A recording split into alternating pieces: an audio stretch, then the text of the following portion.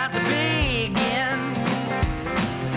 You paid good money at the door and get ready for a real good show. If you want to have a real good time with me tonight, you gotta move like crazy, dancing in the pale moonlight.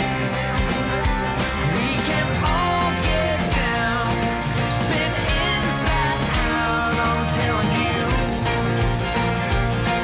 If you really want to groove, you gotta make a move. And we're back, part 2 of what we originally thought was going to be episode 0. And as we were working on episode 0, it became clear that we needed 0A and 0B because when we're, typically if you're going to be interviewing somebody, you get their story and then you're done. And now we're kind of given the background of both our stories. So where we did all of Kirk, it's like, man. Sorry about that. No. So it just became apparent as we were doing this that let's pause and we'll bring it back and we'll do episode 0 Kirk and episode 0 Rylie.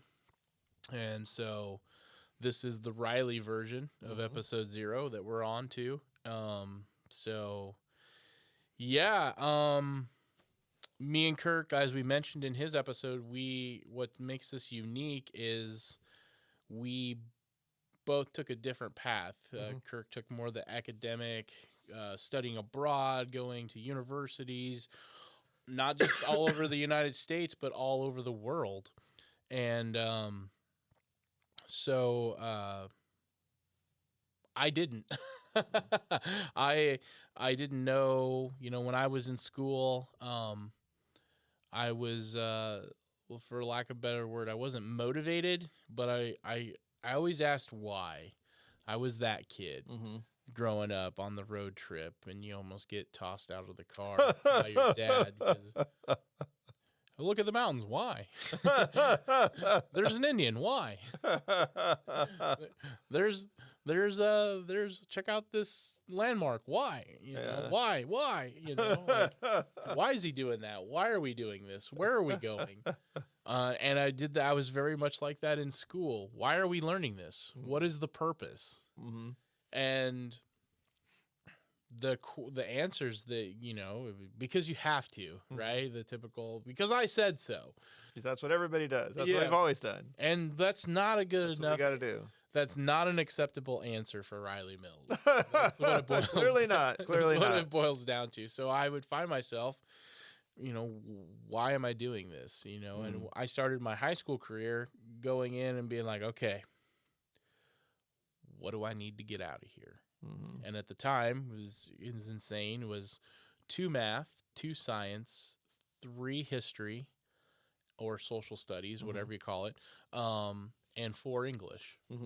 No foreign language, which I think is probably one that's required today.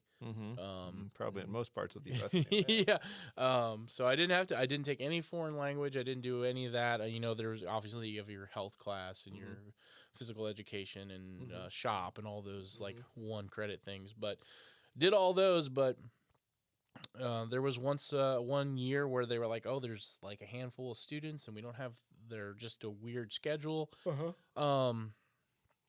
We're going to make up a class. And it was like a business class, kind of math oriented, and I thought, okay, great. So I'm going to knock out 2 math in 1 year and I'm done with math. Yeah. And they're like, no. That's not the way it works. That's not how that works. What do you mean? This doesn't count for math? No. Well, what does it count for? Well, it doesn't. Then why am I doing it? Yeah, why are we going to do it?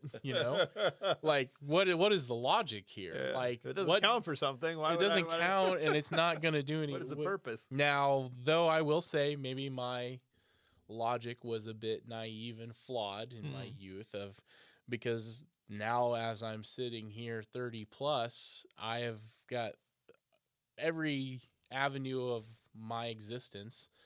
I've taken a piece from it and put it in my toolbox. So that's the more mature me. Not to say that I'm mature, but the more mature me says, you could probably learn something.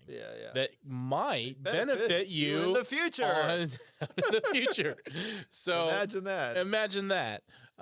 Funny way to look at things, but I like the analogy of tools in the toolbox. That's kind of it. You build all these skills over life, and the older and more experienced you get, the more diverse of a toolbox you have. Exactly. So I've also said, like, I was entrepreneur before I knew what entrepreneur was. And with that too, I didn't know if going to school was, or not going to school was the right decision, but I knew it was the wrong decision. Going to onto university. Yeah, onto colleges and whatnot. I knew I just knew. There was nobody that told me and at the time, the internet is pretty new for us. It's not the internet that we know today. Mm-hmm. No TikTok, no Facebook, mm-hmm. like all that stuff's not happening. This is like, dial up, and there's terrible website, and definitely not on your cell phone. No, definitely not. And so, it was different. So you're just bombarded with all this media and content to take in. So there wasn't anybody, Gary Vaynerchuk or Tony Robbins or whoever motivational speaker in my ear saying, I had no influence outside of like teacher and parents. Mm-hmm. But I just knew this isn't the right choice. And it was incredibly scary because all of my peers and classmates and teachers were saying, you're an idiot. Mm-hmm. If you don't do this, you're going to end up working fast food all of your life. I found that incredibly insulting because then I would say, what if that's what I want to do? What if that's what makes me happy? Why would you say that? You're implying that's a bad thing.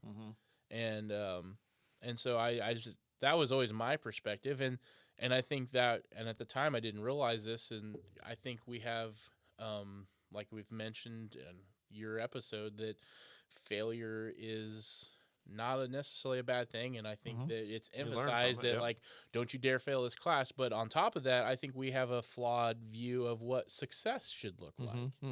And for me, like, if you're happy and you're getting self-worth and you're generally making good decisions and contributing to what you do, and it's helping a service, there should be no reason that you're not successful. Right. And so to me, to say you're going to end up doing this, to me, I thought that was incredibly insulting. Wasn't that, and working fast food wasn't my passion. However, miss whatever not important enough to remember. I have never worked fast food in my life, so thanks. You were wrong. I shouldn't say it. I take it back, because tomorrow something could happen and I'll have to go apply at McDonald's or something. But that would be okay, and I would learn something, and it would just put another tool in my toolbox.